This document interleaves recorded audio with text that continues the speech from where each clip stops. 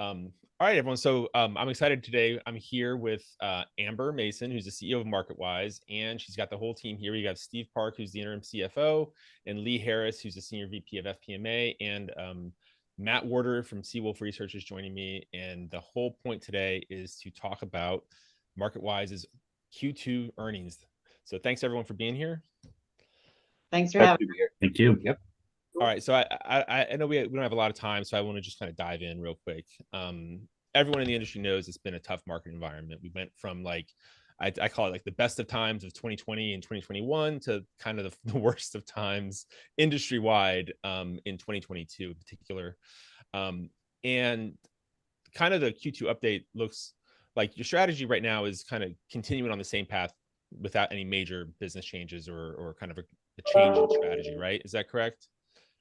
So nothing's broken about how we do business. The business generated enormous results in 2020 and 2021. The results were not so enormous in 2022, but our business model is still an amazing, excellent business model. We're very capital light, and we can turn our biggest expense, direct marketing expense, on and off. So in 2022, when our direct marketing wasn't producing great ROI for us, we slowed it way down, and that allowed us to stay profitable through the bad times. So when I stepped in at the early part of this year, I didn't see anything that was radically needing changes. We just needed to maintain our expense discipline and maintain our expense discipline and find the right message for where the subscribers are right now. And I think we're starting to see that. Yeah, so that's actually exactly what I wanted to kind of touch on here is, we are in an industry in a business model that fundamentally is tied to the stock market. And so with Q1, we got the benefit of that on the ups, or 2020 and 2021, the COVID boom, we got the benefit of that. And then following that, we had essentially like we get the downside of that. But you kind of answered my question, which was essentially, or that I was about to ask, which was essentially, do you see that there needs to be a strategy change or not during these times where it is kind of the nature of the industry? So it's a lumpy business, and I would love to find ways to smooth out those lumpy times. I do think that we're looking at selling more software. We see that software is a stickier product for us, and that software can help our newsletters become stickier too. So we can weather some of the churn better going forward if we've got products that keep people around. In terms of new subscriber acquisition, it's hard for me to imagine a real sea change where we can maintain a completely steady state of acquisitions no matter what the market is doing. I would say, though, that even in bad times, we can do very, very well. As you know, some of the most successful packages in the business were real doom and gloomers, the plague of the Black Death, the end of America. So even when people are feeling really uncertain and fearful, we can bring them into the fold. But there's times kind of in between times, like 2022 was, where the market hasn't decided to go one way or another. And those, I think, are our most challenging times for acquisition. Right. Yeah. It's kind of the flat period. And I did notice also that like even like you have a great breakdown of the different customer segments. And going back to like the peak of, I think it was Q2 or so of 2021, there's been a huge drop off in those front end buyers, like the right, like cut not quite in half, but 200K down or whatever, which I think would be expected just because we had the meme stock boom, we had sports bettors coming over, we had this explosion of new people. But what was interesting to me is that you've actually, on the highest value segment, you've actually increased that customer segment quite a bit actually since then. I think by well over 20 some odd thousand, and that's people paying 15 to 30 some odd $1,000s for a product. And so the retention of that customer base is I always thought that's the core of the business. Absolutely. Right. And so I think what we brought on during boom times were a lot of really high quality readers and some readers that weren't going to stick around. So there were folks who were just getting excited about the market because it was all the buzz. They jumped in, they said, this isn't for me, and they jumped back out. So we've seen that churn over the past 18 months. which has put pressure on our file size. But the folks we brought on who are high quality subscribers, those people are sticking around. They're spending more with us. And the backbone of our business, the people who were with us before the boom, through the boom, and continue to be with us, do continue to spend as well. Right. So then let's dive into like this last quarter here then, because so the macro environment probably started getting positive in October, but sentiment didn't really turn until this quarter. And when sentiment turns, that's when we see buying pick up. But Matt pointed out to me, he was like, within the pie chart of asset classes that you have listed with product types, 69, there's 5 things that are about 69% of everything, not counting the bundles, right? That's growth, small cap, trading, crypto, and software. As the buying activity started to pick up this quarter and towards the end of the quarter, are you seeing that there's more in one of those segments than others? Is there one area that seems to be performing better than So trading and software have been our strongest performers over the last probably 6 months, maybe even a year. Crypto is kind of hanging in there and perking up a little bit. But what I was saying on the call yesterday is that the AI theme is really what folks are excited about. And the great thing about that for us is that we can plug it into all kinds of different products. We can talk about how to use AI to improve your trading. We can talk about, value stocks who will benefit from an AI boom, or small caps. Or we can use software to assist you in picking the right stocks in this sector or in any other sector. So we can sprinkle a little AI magic sort of around the pie chart. Right. So that is definitely the strongest thing. And that's we are also seeing some interest in global macro kind of dollar recall stories where folks are worried about a central bank digital currency, thinking about threats to our financial stability and how to protect themselves.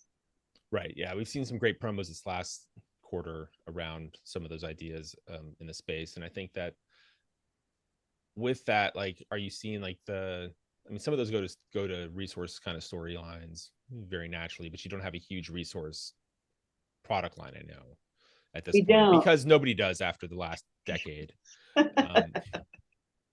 Is that something also that you see kind of coming back a little bit more or not? So that hasn't trickled up to me yet. I haven't heard anybody say it's time for us to go big back into resources. There might be some nibbling at the edges, but I'm not seeing a big tidal wave of retail interest in that sector. Okay. All right. And then on that buying activity, is it pretty uniform across the customer segments? Are you seeing like because I know that you said before that the slowdown from new customers to secondary sales or existing back-end buyers to additional back-end buyers was kind of explaining most of the drop-off. Are you seeing that a uniform pickup then? That's a great question. I'm going to toss it over to Lee to see if he's got any insights and who exactly is buying and how quickly they're moving through the funnel. Actually, I'm sorry, I don't have any good data on that. So I would say they're the customers that we know and love, and they're behaving the way that we know our loving customers behave. Right. And I would imagine that with this, because the sentiment turned so late in the quarter, like Matt and I were talking, we would expect to see the real billings kind of benefit of that coming in Q3 more than in this one. Yeah, so we were heading into the end of the quarter and thinking, I wish it would just last a few more weeks because we want this to be a trend. We want to talk about this, but it just sort of began in the second half of June. So it was early days. Yeah, John, I was just going to give you a little more color there. So one of the things we looked at when business did start to pick up was, how quickly someone's jumping into their second subscription. And so I ran it back all the way back to 2020. by month to see what that looked like. So we are seeing an increase in the second subscription being purchased within a 30-day time frame, which is indicative of the funnel working, but it's nowhere near the ratios that we saw in 20 and 21 yet. So we are really just in the early days of what we hope is going to be a trend.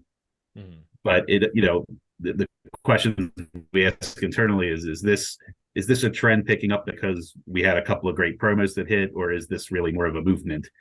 We did have 3 consecutive months where it got incrementally better. So it seems to be a movement, but early days.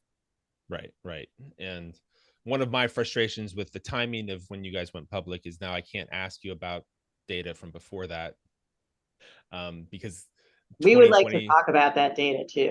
I know, because 2020 and 2021 were kind of they were abnormal years. Absolutely. They're absolutely abnormal years. And so unfortunately, I guess we can't dive into some of that, but well, we can talk about it generally. What Lee was saying is that we're not seeing the velocity of the second purchase at the same levels of 2020 and 2021. That was an abnormal time. So it's not so much that we're that's crawling up back towards normal, but we might be, we might be pretty near what normal is, or right. What. And that's what I was getting at, was that kind of prior to 2020 and 2021, how does that compare here? And I feel like that boom kind of got everybody a little bit whacked out in their expectations, because everyone was thrilled. We were 10 years in a bull market. Like, everyone was so happy in 2019 about where the business was, their prospects of growth, how much they've been growing. And then after the COVID boom, basically, you have a pullback. Everybody's still higher than they were pre-COVID. Yeah. But so, now it feels look at painful. The charts of a lot of our metrics. You got this, and then woo, and then back down. Yeah. If you sort of slice out 2020 and 2021, like, you still got a nice trajectory. Yeah, I was going to call out slide 24 in your deck, which I thought was probably, that's the, in my opinion, probably the best visual representation of the before business, going through the COVID boom, and then coming into, the business now. And if you follow, that revenue line, from 2018 to 2019, and just kind of draw almost a straight line out to 2022, like, you're beating what was sort of top line revenue growth over that period of time. So, and that, while if you start from looking at 2020 and 2021, your perspective is going to be skewed the other way. And most equity analysts, of course, use year-on-year comps and those sorts of things to determine whether revenue is, accelerating or decelerating, in order to put on positions. And that's kind of unfortunate timing, for your company, because from a long-term perspective, like I said, I mean, your growth rate's pretty outstanding. And frankly, the amount of retention that you have from the COVID boom, here we are almost, 3 years on. And from 2021 looks pretty good, and on par with, I think, what expectations would have been, at some of those lower metrics. For me, I think, as an analyst, like, that's a really good call out to sort of, like, set new normal expectations for what to expect going forward. This is what we expect in the long term in terms of revenue growth, and we're happy to scoop up these windfalls in the short term. And put that in the war chest, and, encourage copywriters to come on and all that sort of thing. But, like, really, like, your eye on the prize is further on than that, right? Yeah, kind of unfortunate timing is a really nice way to put it. I'm trying to be diplomatic, but But yeah, absolutely. And the folks who have been around for a long time feel that in their bones. But the analysts who really just joined us, who haven't been in the industry, who have no comps that make any sense, don't feel it in their bones, and they've just seen results over the last 2 years, and we're having a little trouble saying, no, really, this is fine, with everything's okay, we're going to do great. Yeah. And I mean, the sort of the next level question that we can kind of take on that is kind of actually taking that information and looking forward just a little bit. So just from a top line revenue perspective, if you put MarketWise's top line revenue up against the SPY, I mean, there's a pretty good correlation. You move up and down with the market. You have a diversified suite of products. Different product factors or sectors are going to perform better or worse, at certain times in the markets. And, we really didn't see a divergence here until Q2. And John pointed out that, especially in June, that's where, investor sentiment really flipped from primarily bearish to primarily bullish. And you guys started to see a flip in the revenue. So looking forward, if I were to project, GDP, consumer spending, and inflation over the back half of the year, at least my models are showing that we're going to accelerate a little bit in terms of GDP, which is good for the newsletter business, and we're going to accelerate here. We think we put the bottom in June's print of inflation or May's print of inflation at 3.0. We think that's going to continue to creep up, from 3.2 here on this last print up to 4. But that means that those two combined factors mean that growth is going to do really well, which is a big chunk of that pie chart of your billings from 2020 until now, right? Your software and your trading platforms are going to do markedly better. I think we're going to wind up seeing a resurgence in interest in cryptocurrencies by the time we get to the back half of the year. Bitcoin is basically just a proxy for tech speculation, right? But the other thing I wanted to ask you about is commodities is going to work. Inflationary topics, I think, are going to work as people realize kind of how sticky inflation really is. We're going to stick around here in this, somewhere between 3 to 4% year-on-year range. But small caps is the other one, which has been kind of traditionally, a stalwart of newsletters. Within your package there, I wanted to ask you particularly about small caps, because that should be a factor that should do relatively well here in the back half of the year. It's had a pretty good Q2. How's that been doing for you guys here thus far in July, I guess?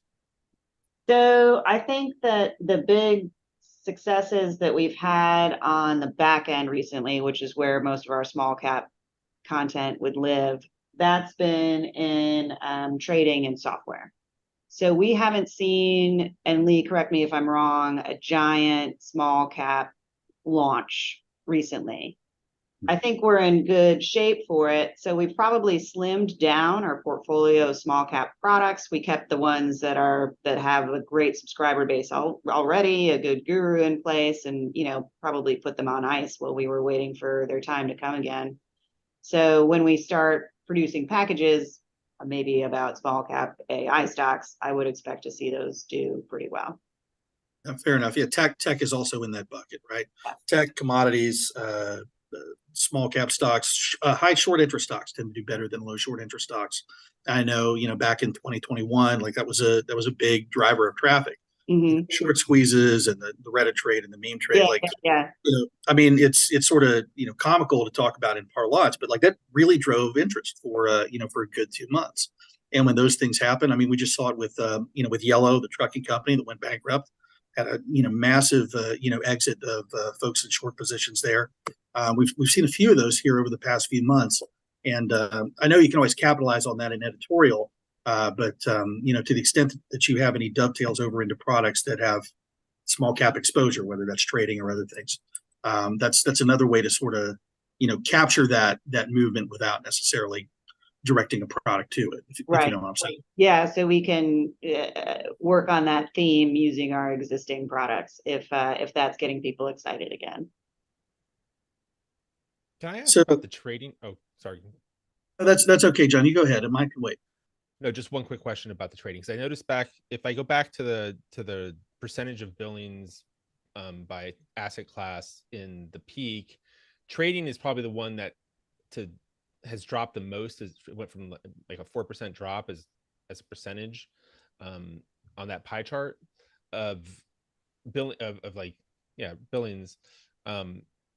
And you're saying that trading is definitely one of the better ones right now. Is that drop off? How would you characterize that drop off? Why was there such a big drop off there? If that's now one of your stronger areas here? That's a great question. And if that drop off happened last year, I didn't have my finger on the pulse quite the same way. So I was tangentially involved in the business, but not involved in the day-to-day. So I imagine it was just folks were sick of hearing about just about anything, didn't want to buy any back ends, and trading was the last thing that they were gonna do. But what we started talking about at the beginning of this year, and what we started seeing some response on, was make money in any kind of market. So there had been a whole lot of nothing, right? Like, I don't know how to make money. It's not going up. It's not going down. It's super frustrating. And so we were talking to folks about that frustration and about how to do well no matter which way the market went. And that's when we started to see a pickup in our interest and interest in our trading products. Okay. That's interesting, because that I remember back 2009, it was the long short period. Even everything was kind of that issue of confidence, I guess. Yeah. Sentiment is it's not, this is going to go up, it's going to make money regardless of which direction. So that's interesting. Okay, thank you for that. Sorry, Matt, go ahead. Yeah, sure. No, where I was headed sort of after that was, there's I like your slide 23 on your deck as well, because I think it shows you something that maybe is a little bit counterintuitive. It's like the fall in the daily average trades. I remember there was an analyst question on that, right? Mm-hmm. But your landing page visits are up 10%. And if you think about the environment from Q1 to Q2, mostly if you were in the things that were doing well, which is primarily large cap tech and semiconductors, AI, specifically NVIDIA, anybody who could capitalize sort of on that movement, it just held. So the number of trades in an environment like that, where the market's just generally moving up and not really correcting, like, it should go down. Like, people should be holding through that. They should be buying more, selling less. That to me is kind of a normal outcome for a continuation from a market move like that. And I thought that your landing page visit is probably a better metric to use for trader engagement, right? Or for investor engagement. Like, the better the market does, the more they're going to want to go find, topics or equities or companies or things that are going to be relevant to how they need to allocate their capital. And just out of curiosity, I was going to ask you if that trend has continued here, into July, into August, into Q3. Are you seeing more activity on your websites, and if so, kind of going back to the question before, like, what sort of areas are you seeing the activity in? So we are definitely seeing an increase in engagement. And Lee, if you've got anything specific that you can share about that.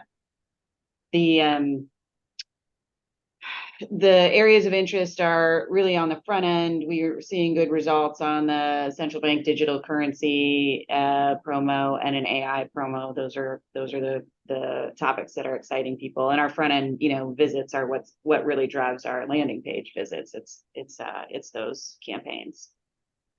Yeah, Matt, and Amber's correct. It has kind of continued here through the early part of let's call it down the first half of 3Q. The 10% landing page thing, interestingly, landing pages were not doing that great, say in April and May, and just around when folks started saying we're in bull market territory. I think just people naturally gravitate towards, I need to read something about this. Maybe they aren't trading yet, but they're like, oh, this is my signal that now I need to focus on this again. So we really saw a nice jump like in the last 2 weeks of June. So as we again, we're being careful here and conservative, not to say, hey, let's not get too excited, because it really just was those last 2 weeks of June, but it has continued to be good signs here as we head through July and even into the first week here of August. Yeah, searches for bull market on Google Trends peaked, I think, the week of June 4th or something like that. And there's usually about a 2-week lag between when that begins to trend in media and when it shows up, in web traffic, basically, and in the newsletter industry. So that tracks pretty well. I mean, it's sort of declined since, but it's summer. Summer's usually a little bit slower. There's vacation. I suspect it's probably going to be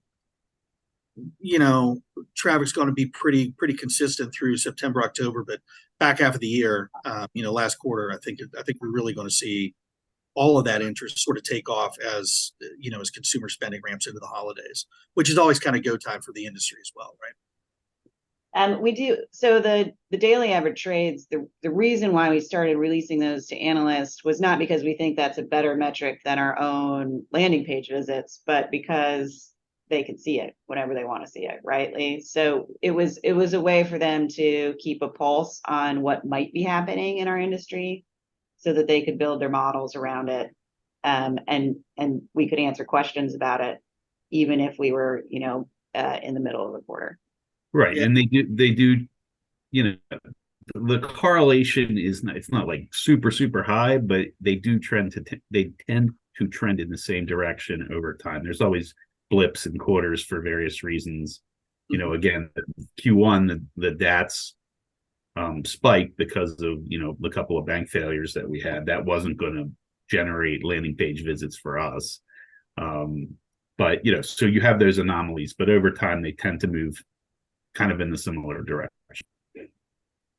No, I got you. And my last question on the analyst side is to talk a little bit about, the cost of goods sold versus SG&A, because when I do, if I'm looking at, natural resources company or an industrials company, like the breakdown between, sales and marketing versus, for me, direct marketing spend is almost really an operating cost for this industry.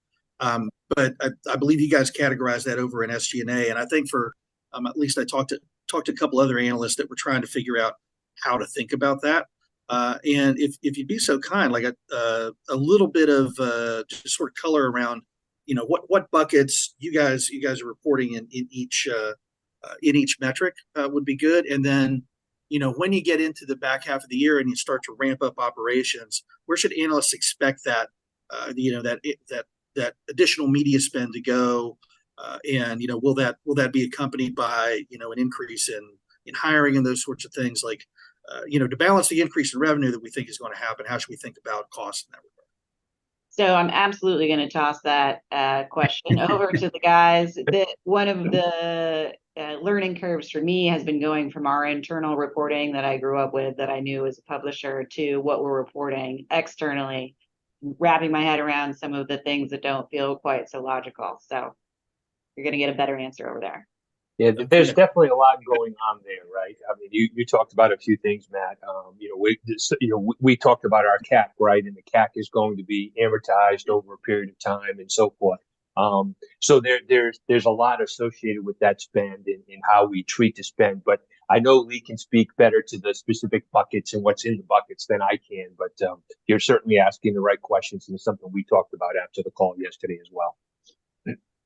Yeah, cost of revenue, Matt, is largely going to be the cost of the editorial team, so our gurus. It's going to be subscription expenses, so credit card fees for when we process when folks purchase subscription, customer service, commissions, things of that nature. All of the marketing, though, which really, our two largest buckets of expense are direct marketing and people, all of which would be in the buckets you consider to be, SG&A. So the sales and marketing line, I'm just looking right here at our P&L, sales and marketing line. So if we start ramping spend, you're going to see the sales and marketing line spike. Not 100% of it runs through the P&L. Some of it gets capitalized, but a good chunk of it does. So you will see that spike, and in the short term, you won't see the revenue, and that's just you'll see billings go up, but our revenue, because we recognize the revenue over time, there's a lag, which makes our GAAP P&L kind of difficult to kind of understand. I mean, it's not difficult to understand, but it's odd because we don't have the expense hitting the same time the revenue flows through.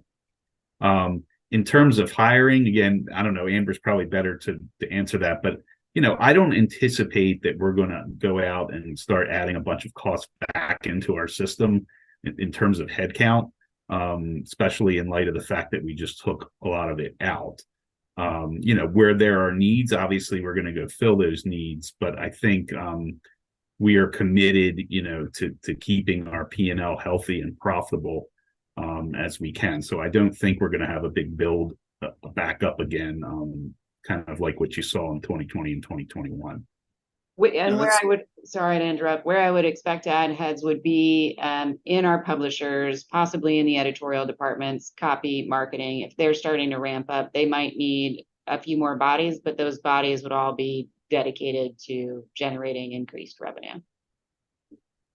And I guess the follow-up question for that is, first off, that makes total sense, right? Because the revenue that you make, once direct media spend comes off, you basically risk that revenue over time, due to refunds, et cetera. So that, as time goes on, that gets put on the books, and there's a delay in seeing that on a GAAP basis, which, again, is for folks who cover media, like, that's not odd. When I was at Wood Mackenzie, that's exactly how we reported subscriptions as well, right? Even though they're paid up front, we just barring any sort of course of normal human events, we kind of amortize that over 4 quarters or whatever. But the follow-up question is, so the costs that you took down when you got lean and mean, obviously, your productivity has improved over that point of time.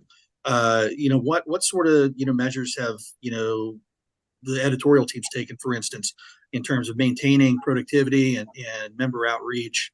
How have you right-sized the staff, but are you sending as much mail? And if so, how is the leaner, meaner staff kind of addressing the day-to-day operations? I think that's of interest to folks too.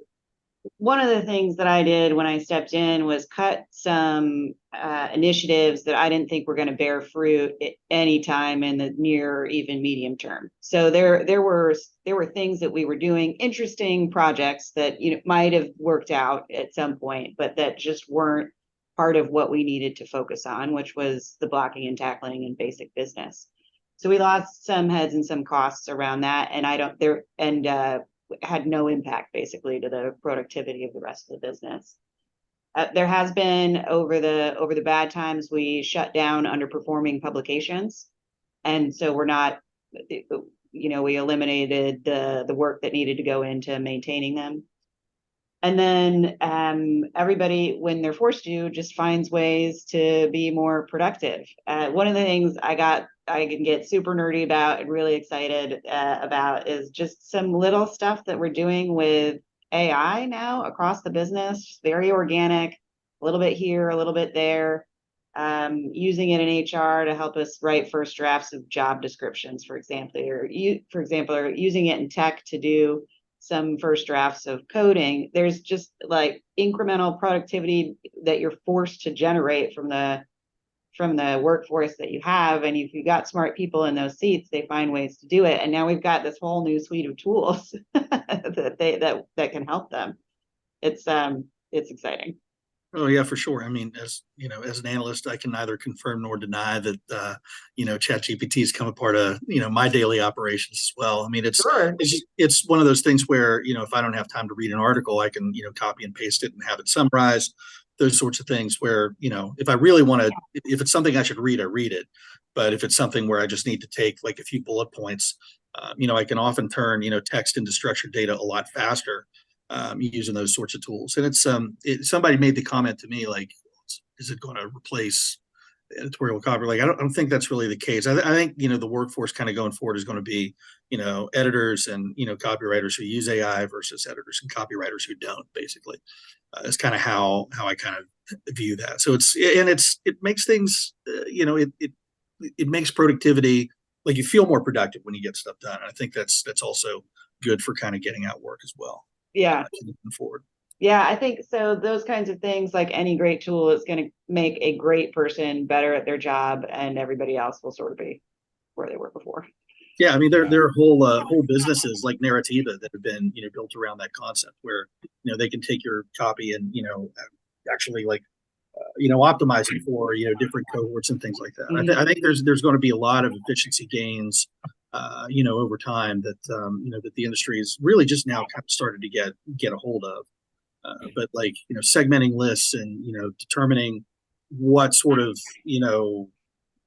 types of information that this cohort of your list responds to more so than another one. Like the more that we can learn about subscriber engagement, because that's really the end of the day. Like you want to write pieces and you want to engage, write content that people want to read, and the more ways you can do generally, the better.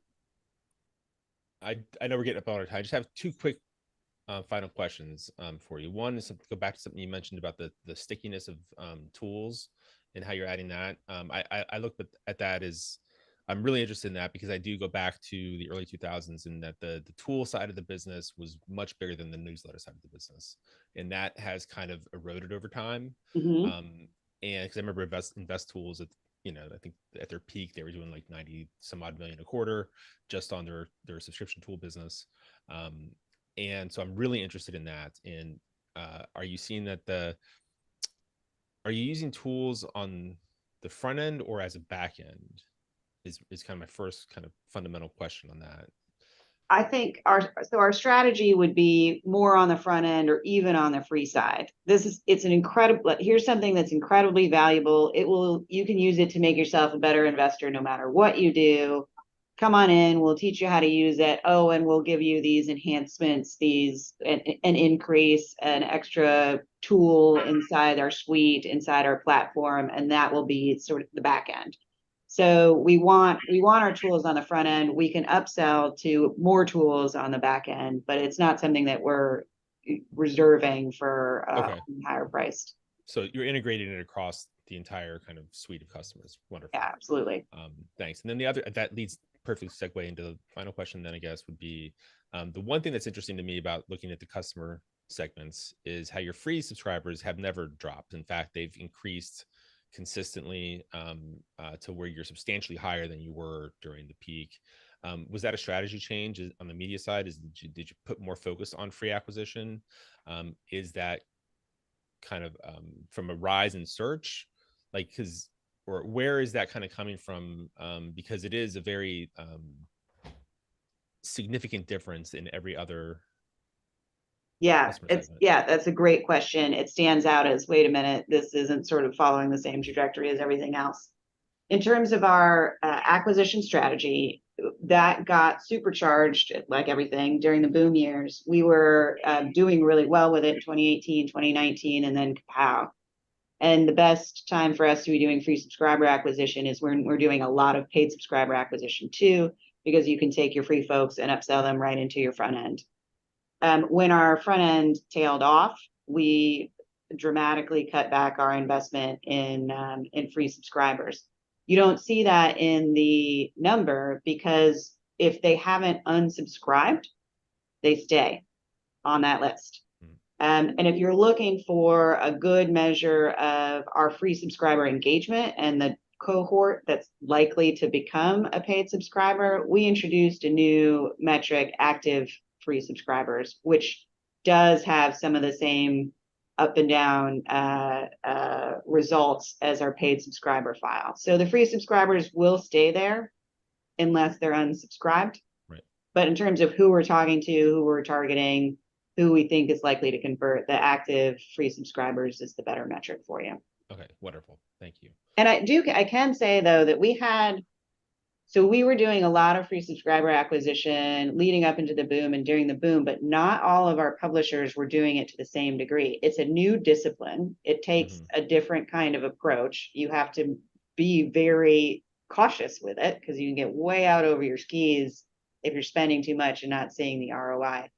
So not all of our publishers were doing it to the same degree, but I'm seeing as the front end starts to pick up, they're investing more in building teams that will be able to scale with them. So I think the next round, we might be even doing more with our free subscriber acquisition than we were during the last ramp up.